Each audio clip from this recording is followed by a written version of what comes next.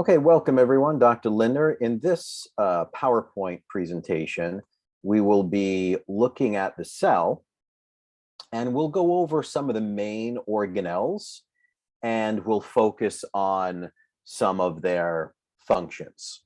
So I will open up with the picture of the cell model, and just so that I can point out some of the structures, then we'll go into the functions, and then we'll go over the structures again at the end. Okay, so when your chemistry comes together, right, when the carbons, oxygen, hydrogen, nitrogens, carbohydrates, proteins, fats, right, when chemistry comes together, they create cells, and then cells come together and make tissues. So the barrier to the cell, this outer membrane, is called the cell membrane. Sometimes it's called the plasma membrane. Let me put on my pen color here. We'll make it, let's make it blue. So we have the cell membrane or the plasma membrane, and you will go over this quite a bit in your lecture, that the cell membrane is two layers. They call it a phospholipid bilayer, phospholipid bilayer. And that membrane is made up of carbohydrates and proteins and fat and cholesterol. There's lots of different things that make up the cell membrane or plasma membrane. Now, once we go a little bit in or deeper to that cell membrane, we get to the cytosol. And the cytosol, what this is pointing to, right, it's just the clear liquid that's inside of the cell membrane or cell wall. Now, the cytoplasm, you'll hear this other term, cytoplasm, not cytosol, but cytoplasm is everything that's inside of the cell membrane, including all of these organelles. It's all of the organelles that makes up the cytoplasm. It's not the cytosol.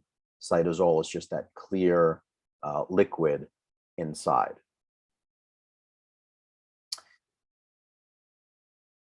Okay, if we look at the largest organelle in the center, that is the nucleus.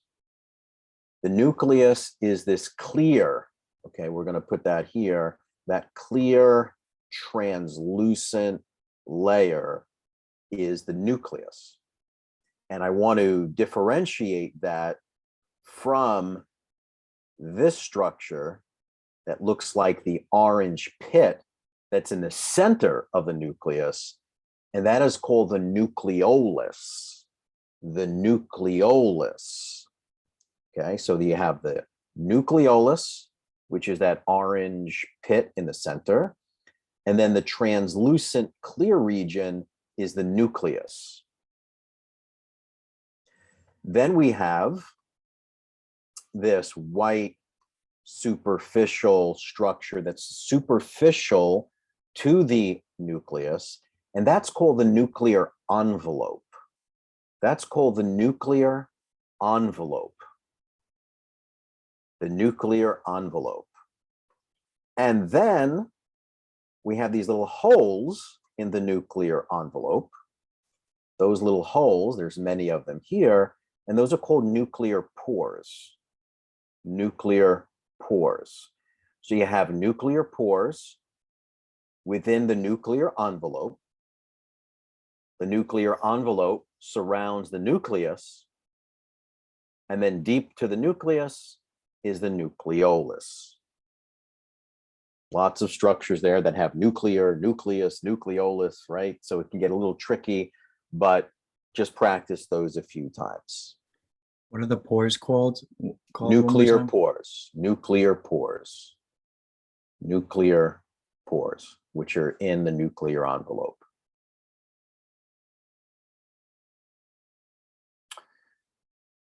Okay, then we have these orange structures. Here's one, here's one, here's one, here's one. This is called the mitochondria.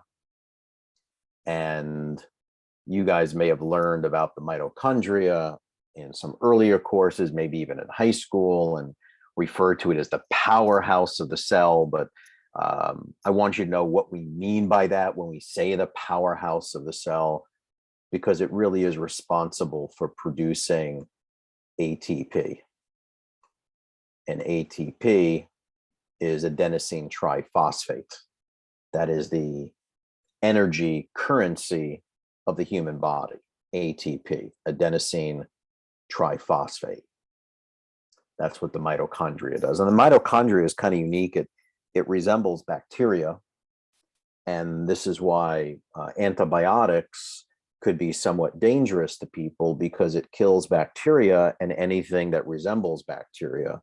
And it helps explain why when people are on antibiotics, they may not have the most energy. And that's because it can target the mitochondria as well. In fact, the most mitochondria that we have, the parts of the body that require a lot of energy need to have more mitochondria, right? So muscles are always working for us. So we need lots of mitochondria there, like the heart and your skeletal muscles and your calf muscles. When you're standing all day, they require lots of mitochondria. The brain is always working. The nervous system is constantly working. So we need a lot of mitochondria in the neural system to help that function. In order to accomplish work, you need energy.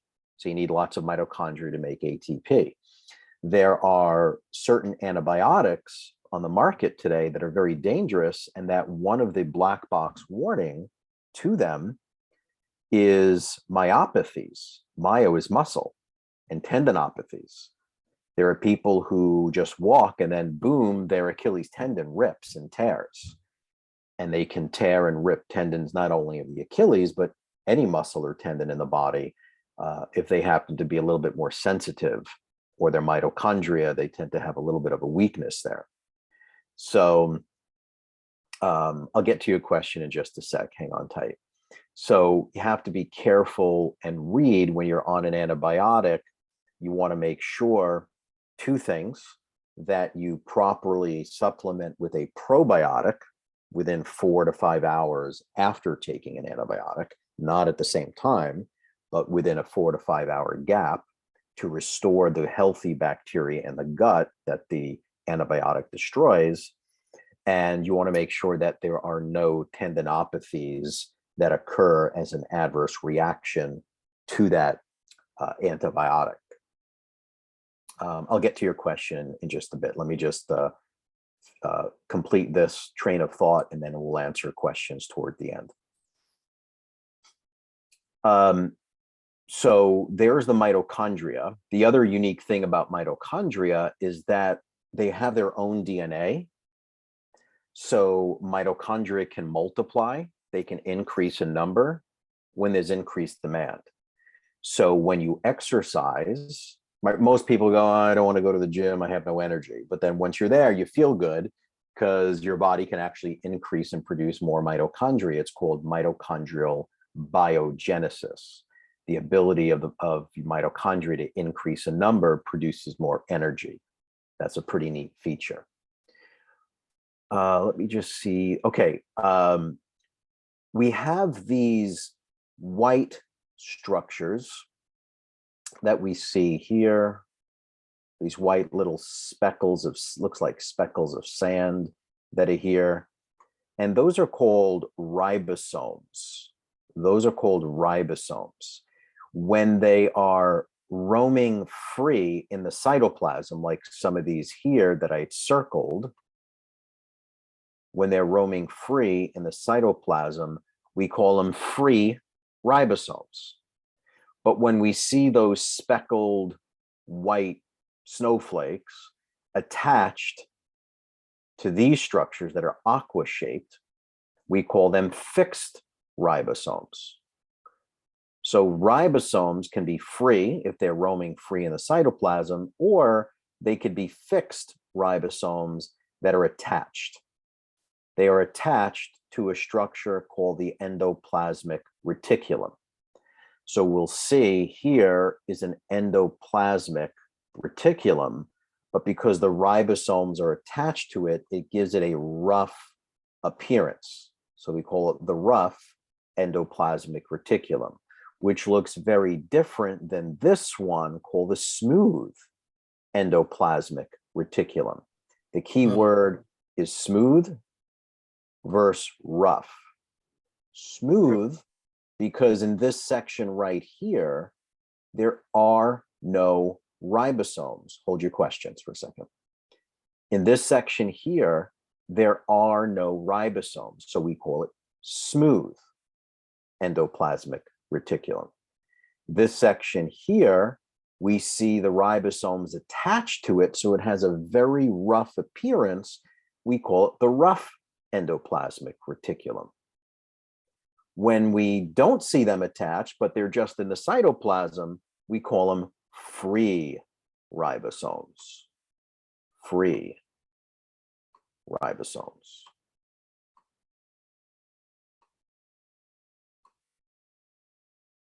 Free ribosomes.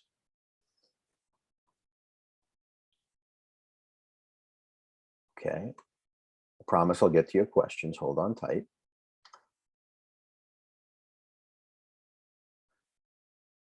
Okay, this yellow structure down at around 5 o'clock is called a lysosome. That's the yellow one right here.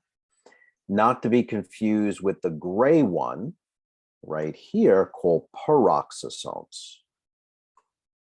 Peroxisomes. So lysosomes and peroxisomes, their color is different here, their structure is a little bit different, and their functions will be different. I'll go over their functions in an upcoming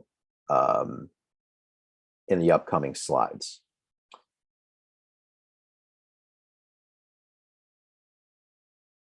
Centrosome, centrosome and centrioles. That's the next structures that I want us to look at. So here, let me just lower this a little bit. The centrosome, these two terms, centrosome and centrioles, we're going to be hearing about when we talk about cellular division, which is what we call mitosis. So in the mitosis video, we're going to see and hear about the term centrosome, which is the black sphere. And then these yellow rods are called centrioles. Centrioles and a centrosome.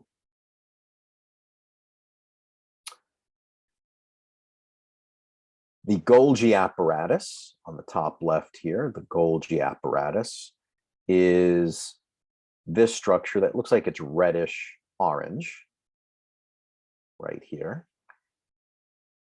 And what was the question? I think someone had their hand raised. You can unmute your mic and ask your question before we go on. Could you repeat what ribosomes do? I'm going to cover it in a second. I didn't mention it yet. Okay, so when we look at the cell membrane is that outer part of the cell. It's going to protect whatever you have inside of the cell. And one of its job is that it acts as like a gatekeeper, right? It controls the movement of substances in and out of the cell. That's important. We want to keep certain things outside, and then we want to allow certain things inside.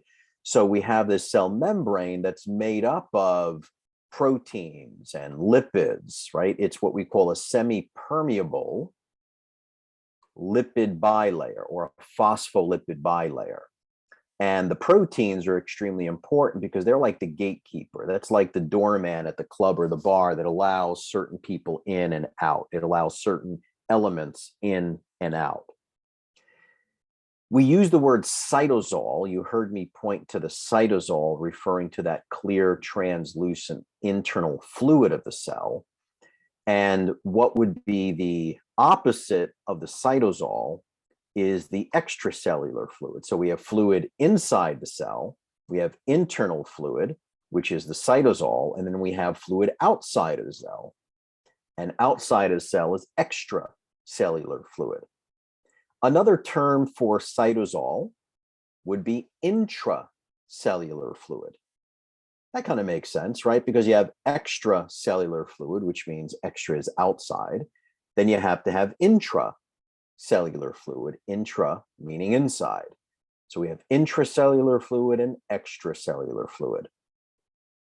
The contents of the cell, which is going from, right, if there's the cell membrane, and then in the middle is the nucleus and the nucleolus, everything from the cell wall in, but not including the nucleus, that's the cytoplasm. It's the contents of the cell that's outside the cell nucleus. So you can start at the nucleus and go this way, that's the cytoplasm.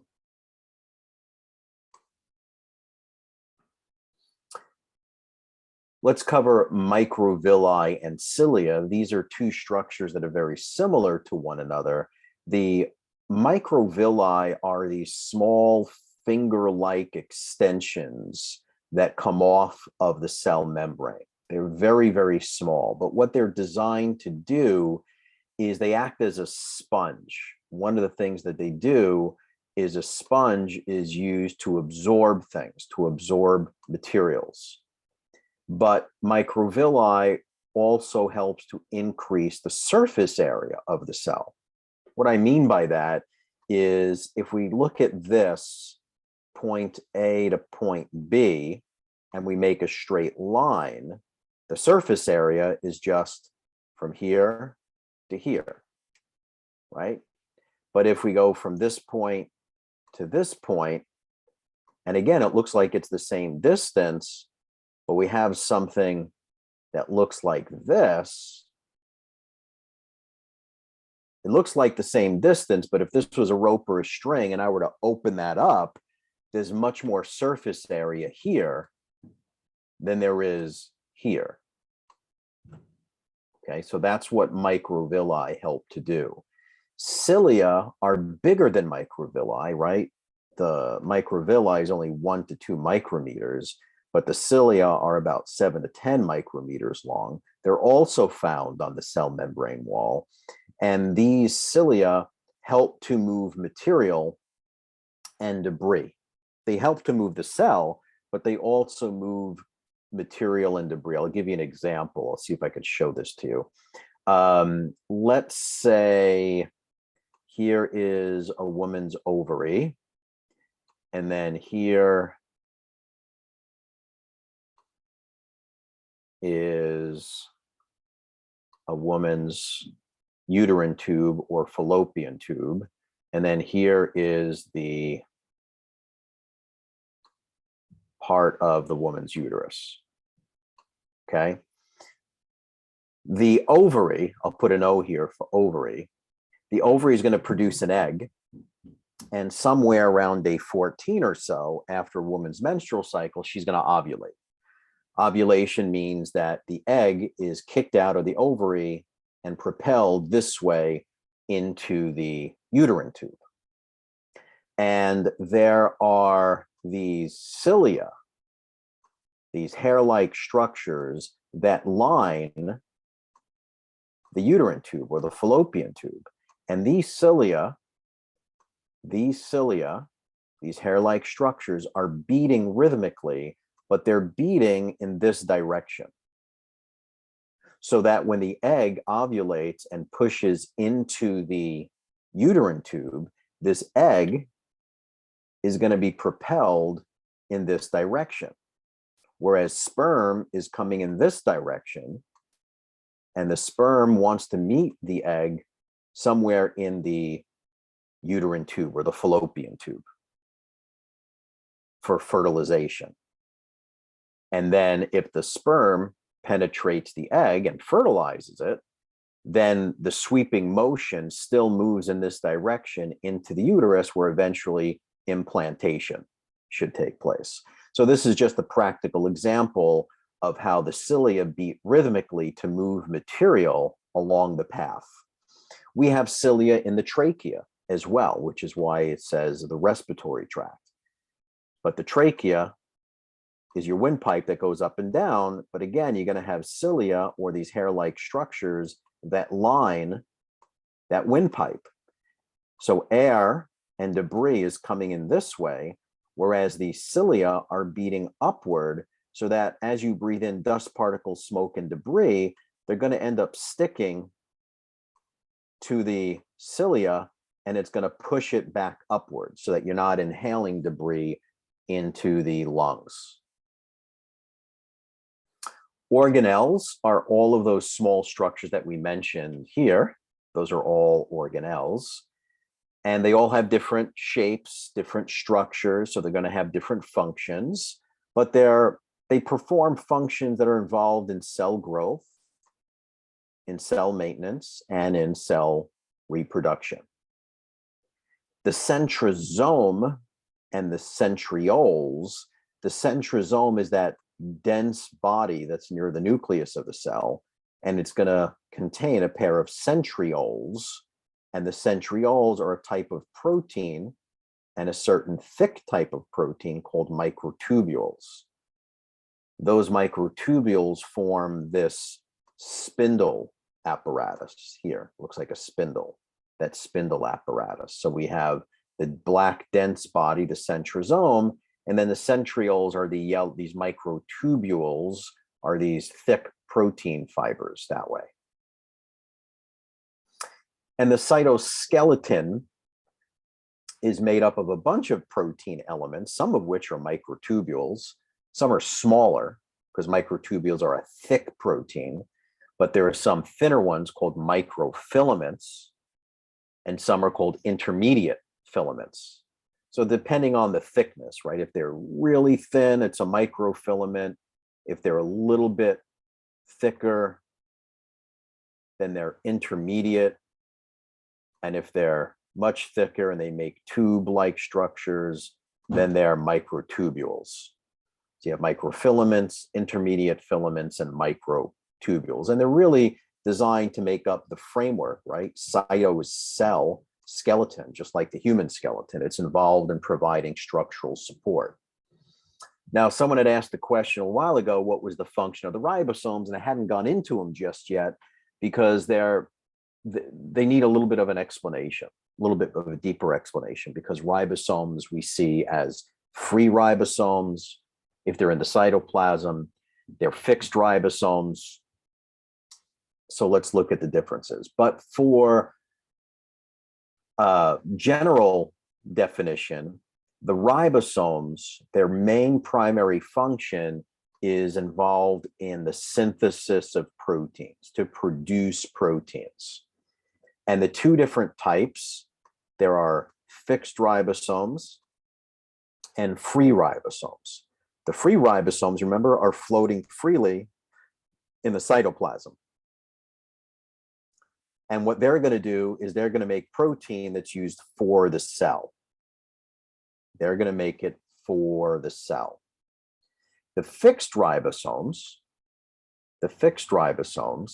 they're attached to the endoplasmic reticulum. And remember, when they're attached, they give it this rough look. So we sometimes, not sometimes, but we refer to it as the rough endoplasmic reticulum. Now they're going to make protein for secretion out of the cell or to be used in the cell membrane. Whereas the free ribosomes, they're making protein that's used for the cell.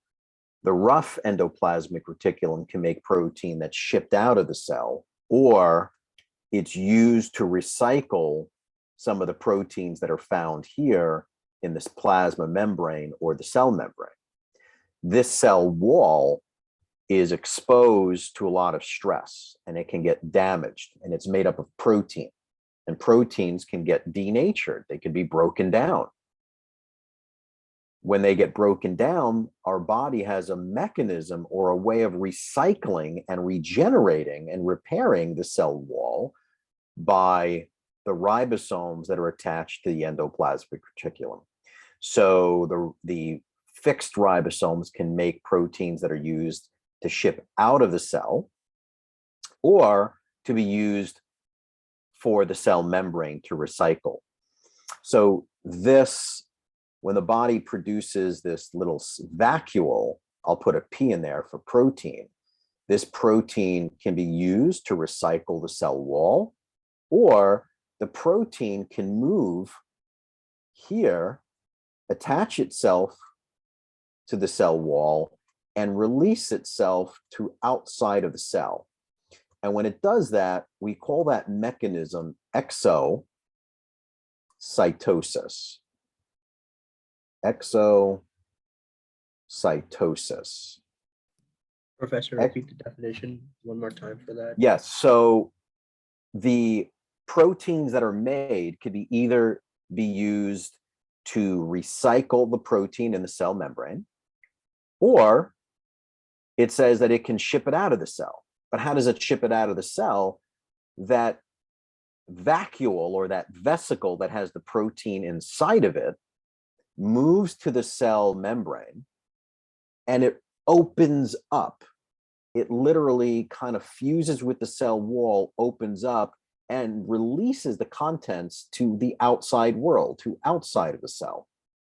That method is referred to as exocytosis. And just look at the beginning of the word. Exo sounds like exit. It's going to allow it to exit the cell. So proteins are very, very important. It's the secret to life. So many malfunctions can happen to your physiology if you're lacking protein, or you're not digesting it properly, or you don't have enough stomach acid to break down the protein, or you're not consuming foods with bioavailable protein. Many foods have protein in it.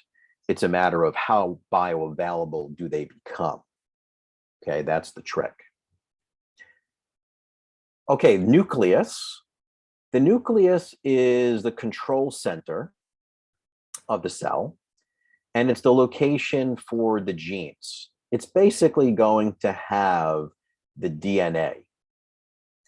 The nucleus carries the instructions for what proteins need to be produced by the cell. The nucleus contains the DNA, and the DNA is kind of like the instruction manual for what type of proteins need to be produced. Okay. The nucleolus, which is deep to the nucleus, right? If we go back, remember that the clear part is the nucleus. The nucleolus is the orange pit deep in that peach or that apple, right? It's right there in that center. So the nucleolus is the site of ribosomal RNA synthesis. So those ribosomes are produced in the nucleolus. The ribosomes are produced in the nucleolus. Now, endoplasmic reticulum, you heard me use this word before, and it's involved in the synthesis, the modification, and the transport of materials within the cell. And there's two flavors of endoplasmic reticulum, depending on whether or not they have ribosomes attached to it or not. So if the ribosomes are attached, right, those fixed ribosomes, then we call it the rough endoplasmic reticulum. And it's continuous with the nuclear envelope that has the nuclear pores. Now, what is the rough ER, the rough endoplasmic reticulum, responsible for? It does make proteins. It makes glycoproteins and phospholipids. Now, the cell membrane is a phospholipid bilayer. It's a phospholipid bilayer that has proteins floating around in it. So the rough endoplasmic reticulum is really important in helping to repair, rebuild, and recycle what makes up the cell wall. It's extremely important. Whereas the smooth endoplasmic reticulum, it looks smooth because there's no ribosomes attached to the membrane. It is continuous with the rough ER, but it looks very smooth. And this one does not make proteins. Why does it not make proteins? Well, there's no ribosomes attached to it. Ribosomes make proteins. This one, the smooth ER, is involved in carbohydrate metabolism and the production and modification of lipids, which are fats. The smooth ER also makes cholesterol.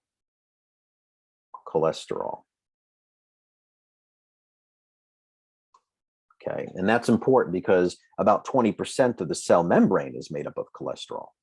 So cholesterol we need. We need cholesterol for healthy cell membranes. Now the Golgi apparatus, which is this here, this is the Golgi apparatus. We're going to be talking about the Golgi apparatus. We'll talk about the lysosomes and peroxisomes now. So the Golgi apparatus is that series of flattened saccules.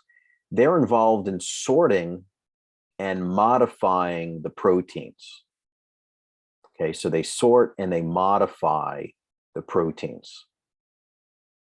And their cell products are going to be secreted by this Golgi apparatus.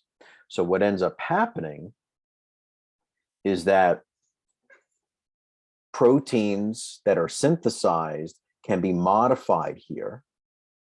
And then as they're modified, one of them you can see right here, looks like a light bulb, right? Let me see if I could circle it or put a square around it. Right there, one of the vesicles that were produced by the Golgi apparatus moved to the cell membrane, and you can see that if I outline it, it kind of looks like this, like a light bulb, and there's some proteins in here. I'll put a P for proteins. It's pushing it out. That's exocytosis. Okay, so that's what we mean when we say modify. Modification of the proteins. Professor, what are saccules? Saccules is just this is a saccule. Looks like a little circle. This is a saccule, a vesicle. Did you say what is a vacuole or what is a saccule? A saccule. This right here. It looks like layers of stacks of pancakes. That's a saccule. Layers of it, compared to a vacuole, which is just one membrane by itself. This is stacks of it.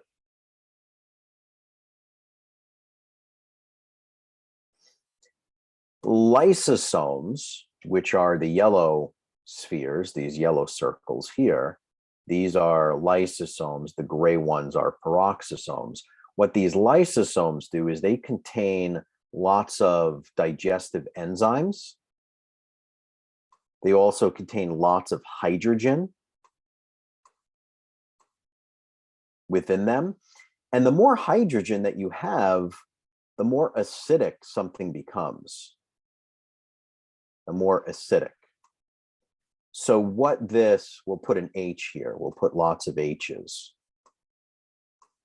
So the more hydrogens, the more acidic. And what this does is if there's, let's say, a debris or a bacteria that's entered the cell, the lysosome kind of releases its digestive enzymes along with all these hydrogens, and it destroys whatever that pathogen is. So it's involved in ridding the cell of debris and pathogens. It just breaks it down. That's what digestive enzymes do. Now, although it sounds like peroxisomes, lysosomes and peroxisomes are different, peroxisomes are also enzyme-filled vesicles, and a vesicle is just a small sac. When you have many of them, right, they're called saccules, which we saw with the Golgi apparatus. But peroxisomes are found highly in the liver. And what do you think of when you think of the liver? You think of a main organ that's involved in detoxification, right? If someone drinks too much alcohol and does too much drugs, it puts the liver under a lot of stress because there may not be enough peroxisomes to handle it, all those toxins. So peroxisomes detoxify harmful toxic substances, and they neutralize some of the free radicals. Free radicals are damaging to your DNA. Free radicals are sometimes referred to as oxidants. oxidants. And what they do is those oxidants can damage your DNA. So we need to consume something in our diet that we call antioxidants, right? It tries to neutralize and destroy the free radicals. That's why eating colorful foods are very important, because they have so many different phytonutrients that are antioxidants. Glutathione is a main player in the body in terms of antioxidants. Vitamin C helps to recycle glutathione, so it's an antioxidant. So glutathione and vitamin C, very important. We saw, and I saw firsthand how helpful they are. When I had COVID, I used liposomal glutathione orally in my mouth, so it would dissolve into my system, because I've been reading that this virus just really wipes out a lot of minerals, vitamins, and damages the mitochondria, which is why so many people have tiredness and fatigue associated with it. So we want to protect our bodies and protect the mitochondria, and that's why glutathione I found to be extremely, extremely beneficial and helpful, along with something called NAC, which is N-acetylcysteine, and cysteine, N-acetylcysteine. Cysteine is one of the 3 amino acids that make up glutathione.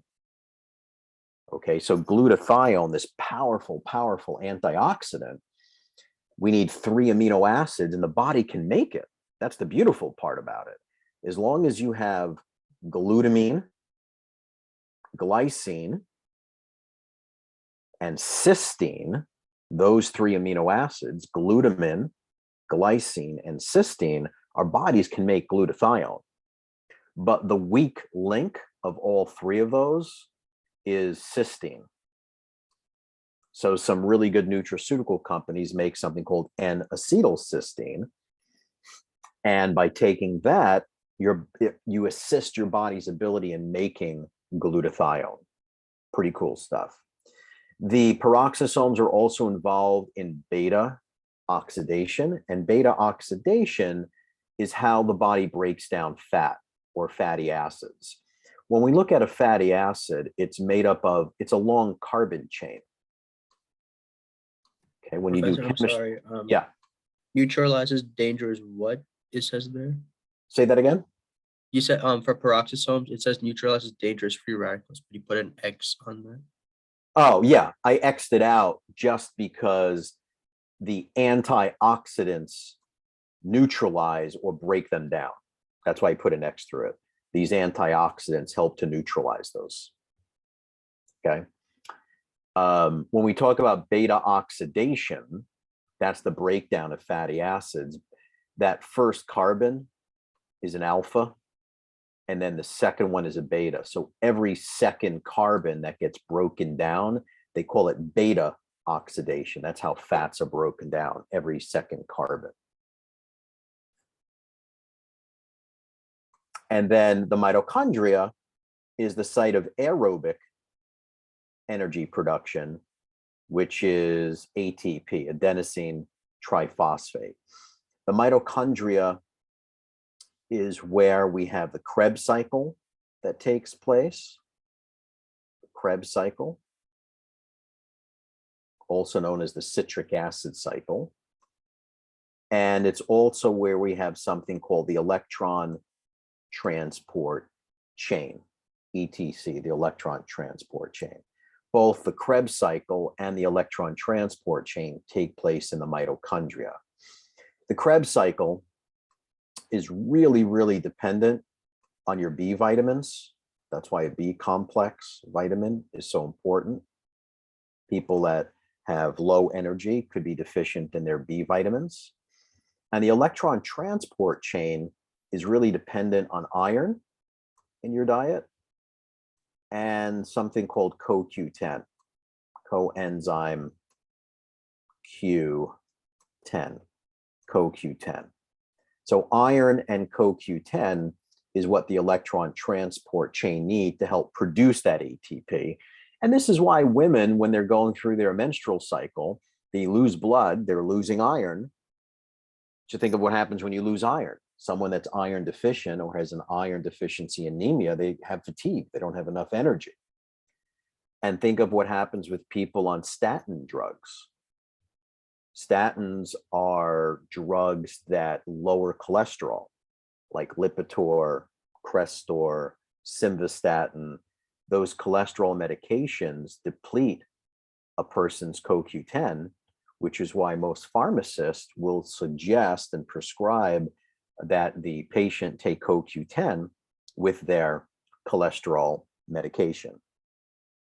Someone raised their hand. You can ask your question there. Yes. So, okay. So when people have like iron, like not iron, like when Like people have iron deficiency anemia, yeah. they become like anemic, right? Like, Yeah, that's a type of anemia, which means they have extreme fatigue. mhm. So anemia could be from lack of iron. It can also be from blood loss. You know, they're losing blood, so they're losing iron. And it can also come from a B12 deficiency. Mhm. They both can create fatigue. Okay, that's anemia. But anemias have many different causes. Iron deficiency is the most common cause, but B12 deficiency, they call pernicious anemia. That's another type of anemia, fatigue. If you don't have iron, the red blood cell has hemoglobin, and heme is iron that has an iron containing portion. And it's the hemoglobin that binds to oxygen. So if you don't have hemoglobin due to the lack of iron, oxygen binds to iron, right? This is what we see outside when there's water on metal parts. Oxygen binds to the metal that has iron, and then it rusts, right? That's called oxidation. That's why we need antioxidants within the body. So iron is important to allow oxygen to bind to those red blood cells. And then the oxygen that's binding to the iron is driven into the mitochondria. That's the only reason why we breathe, right? We breathe in to take in oxygen to drive the oxygen into the mitochondria because it's aerobic energy production, meaning we can't produce energy without oxygen. See how important it is? Okay, so you should take some time to review these. We're going to show these organelles again in another video where I just show these organelles once again, and I'll handle more of your questions.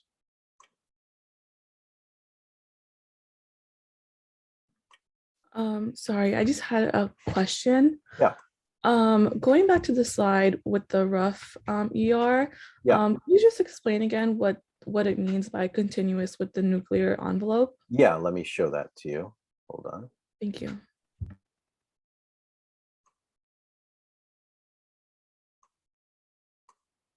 See if I